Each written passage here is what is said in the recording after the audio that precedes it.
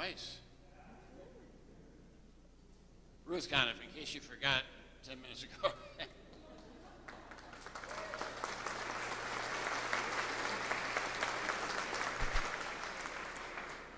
Well, before I have the honor of introducing our next speaker, I just want to give a big, big congratulations to everybody in this room for the recall of State Senator Sheila Harsdorf. 22,000 petition signatures, 7,000 more than the margin of error. And I understand that the Republican Party chair in this area was just outraged that Shelley Moore, a union teacher, is running for that seat. Can you imagine a teacher in the state legislature of Wisconsin? Well, she's going to have to get past a few Michelle Bachmann voters first, but the person that I'm here to introduce is perhaps the greatest counterpoint in the U.S. Congress to Michelle Bachmann, Tammy Baldwin, our own U.S. Congresswoman from Madison, Wisconsin.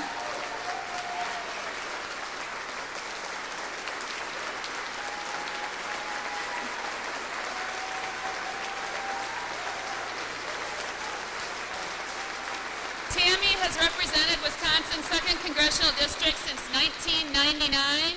She serves on the Committee on Energy and Commerce, the Subcommittee on Health, and the Subcommittee on the Environment and the Economy. She is the leading advocate for universal health care in the U.S. Congress.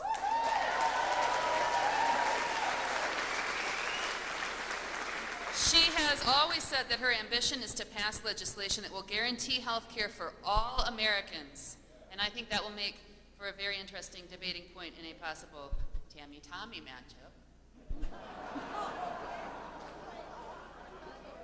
Tammy said she has been first many times. She's used to being first. She's used to carving new territory.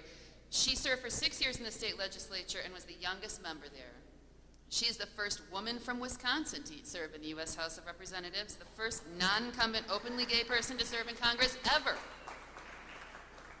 Around her district, where she is my congresswoman, she is known and loved simply as Tammy, and she is also well known as a kick-ass campaigner. The Daily Coast said this about her first run for Congress. Her campaign was a model for grassroots success of purely liberal and progressive ideas. Her election is an example that those ideas, our ideas, can win so long as we work for it. And work she does. In the historic first campaign she organized for Congress, she organized floor captains in the UW dorms to get out the vote, and campaign workers went door to door throughout her district. They were largely responsible for an unprecedented 60% turnout in a midterm election year. Local officials had to keep the polls open late and photocopy extra ballots, and Tammy's organizing prowess subsequently was credited for saving Russ Feingold's seat in a narrow win, that other Senate seat. I am so proud to have this opportunity to introduce her to you at Bobfest North, our own, Wisconsin's own Tammy Baldwin.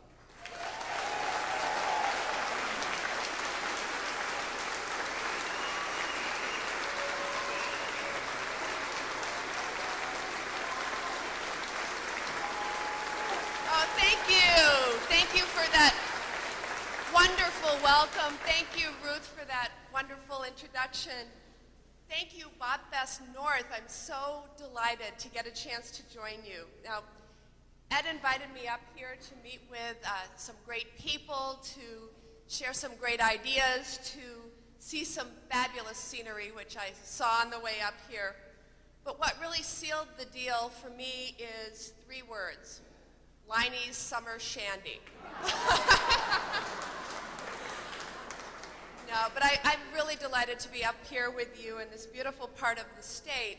And I'm reminded that the picture in Madison these days is not quite as pretty. I can tell you there's a lot of buyer's remorse among reasonable voters who put Scott Walker in office. They thought that they were perhaps choosing a more fiscally conservative path, but what they got is a radically right-wing political and social agenda. It's not just insulting to hardworking people in our state, it's harmful to our families and to our economy. And much to our dismay, the battles that we're fighting in the State House in Madison are being played out in state houses around the country and in the Capitol in Washington, D.C. Now, during the last election, the talk was all about jobs, creating them and keeping them. But the new majorities in Congress had a different plan in mind all the way along. It had nothing to do with jobs. You know, ending Medicare as we know it is not a jobs plan.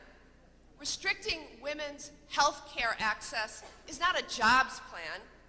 Creating or canceling and cutting funding for community health centers and programs like Head Start, that's not a jobs plan. Slashing support for seniors in nursing homes is not a jobs plan. And reopening the prescription drug donut hole so that seniors have to pay more for their medicines that they need, that's not a jobs plan. But that didn't stop them. In their first 100 days this Congress, they've proposed all that and much more. Here's their plan. Add $1 trillion to our nation's deficit by passing permanent tax cut for millionaires and billionaires. Protect tax benefits for corporations that send their jobs overseas. Give tax subsidies to big oil. Continue to fund weapons systems that the Pentagon doesn't even want. Let insurance companies go back to denying health coverage to children because they have pre-existing medical conditions. And take young people off their parents' plans. Oh yes, and privatize Medicare, to give the money directly to private insurance companies and force seniors to pay more for health coverage with fewer benefits. Does any of that sound like a jobs plan to you? No! For all of us who believe in the American dream and care about working for the common good, I'm not exaggerating when I tell you that we are in the fight of our lives. And this fight will determine the future not just for us, but for generations to come. Let me read you something that AFL President Rich Trumka said a few weeks ago about the Republican game plan. He said, "This is about power, plain and simple. It's about a few of the most privileged people in our society, people who are so awash in financial largesse they can influence politics and who are driven by ideological extremism. This is about them doing everything they can to strangle the middle class and the labor movement because they think this will help them accumulate a little more power, a little more wealth."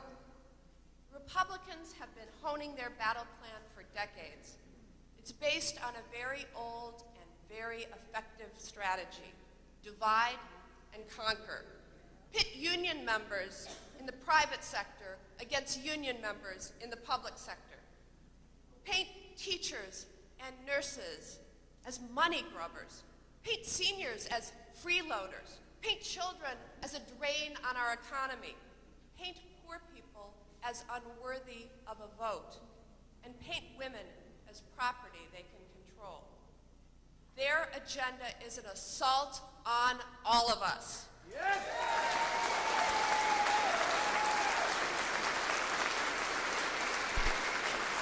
Now, and I have to say I'm proud to join President Obama and the Democrats in Congress in facing the Republican attack on Medicare head on and saying, "No way, not on our watch."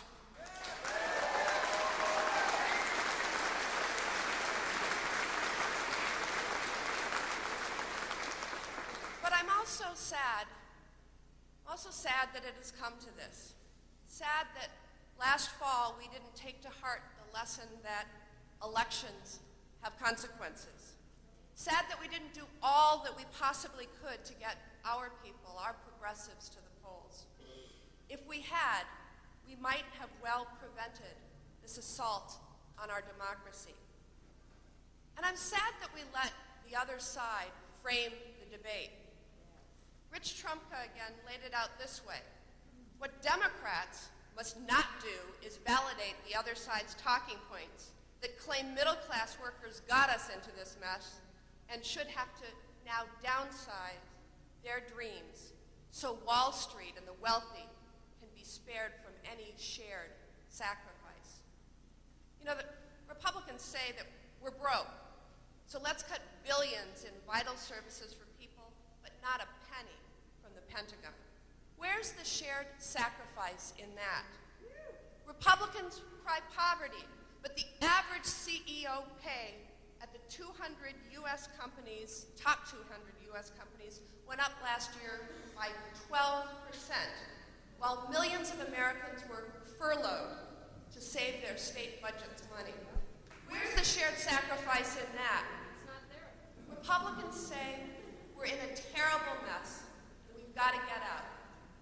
What they really mean is let the rich get richer and the rest of us be damned. Where's the shared sacrifice in that? It's not there. The issue is not whether to reduce the deficit, it's how. The middle class did not get us into this mess, and we must not break the backs of the middle class to get out.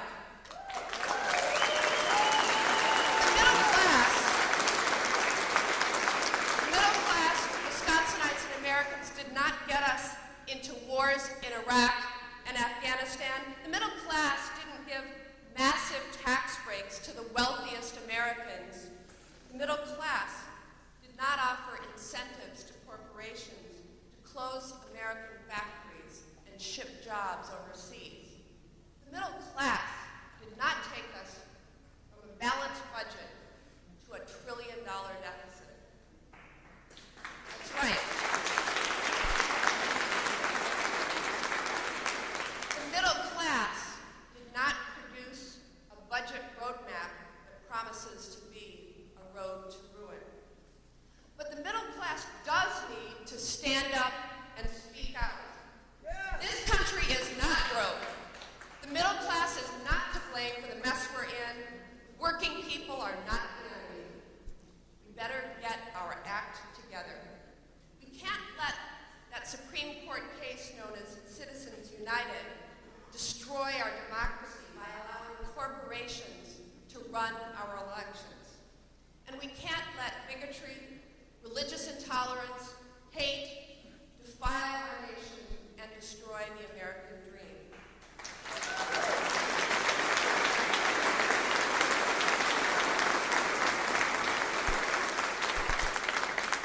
If we are to win the future, as our president said, we must out-educate, out-innovate, and out-build the rest of the world. Well, we won't out-educate by slashing funds for education, and we won't out-innovate by denying funds for people to have access to high-quality health care. And we won't out-build by balancing the budget on the working people of this country.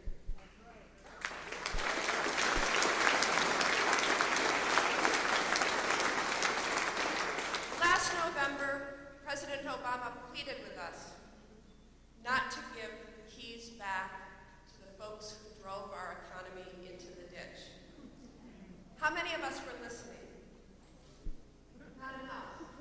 And now we're paying the price. My fellow progressives, in Wisconsin, campaign season has already begun, and the outcome rests on our shoulders. We cannot do it alone. We need to enlist more allies. We need to continue to rally the troops. We need to educate ourselves and our friends and our neighbors and coworkers and family members about all the issues. We need to be vigilant and make our voices heard. We need to recruit the strongest candidates and back them up with the strongest grassroots organization we have ever seen, because we're fighting powerful forces who have nearly unlimited funds. Against Governor Walker's and the Fitzgerald brothers' all-out effort to disenfranchise Wisconsin voters, we need to get our people registered to vote now and to the polls on Election Day, and that means in time for the fast-approaching recall election.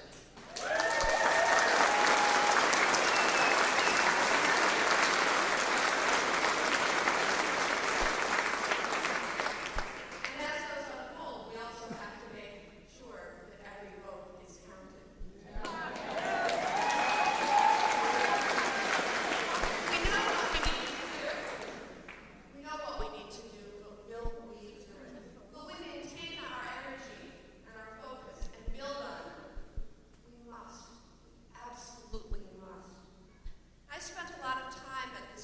Capitol over the last couple of months. I stood on that Capitol grounds with more than 100,000 of my fellow Wisconsinites.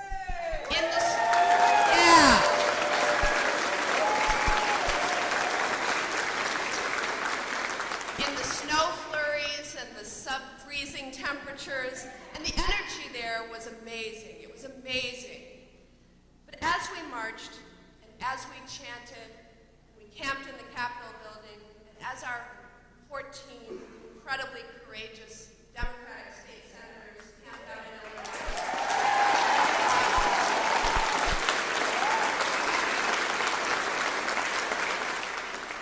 as all of that was unfolding, people would still take me aside and say, Tammy, does what we're doing really matter?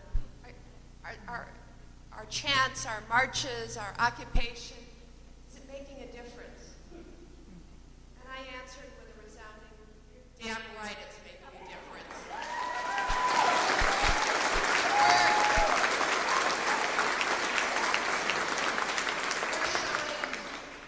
The rest of the state, we're showing this country, we're showing the world that this is what democracy looks like.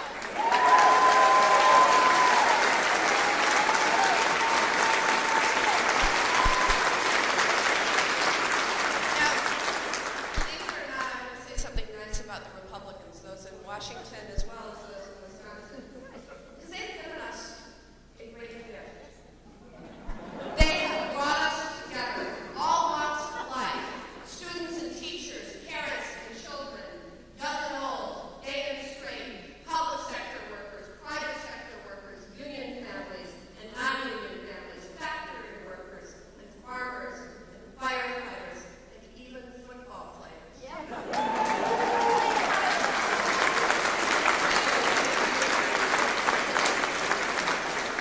They've really given us a moment of clarity in which we recognize what brings us together and what binds us together. Wisconsin values, Midwestern values, workers' rights, a commitment to the education and future of our children, and the health of all of our people, honesty, transparency, and respect for each other and for our democracy. They're bringing us together, and we are drawing a line in the sand. We're saying in Wisconsin, we solve problems by working together and not by silencing the voices of our working men and women. We're saying in Wisconsin,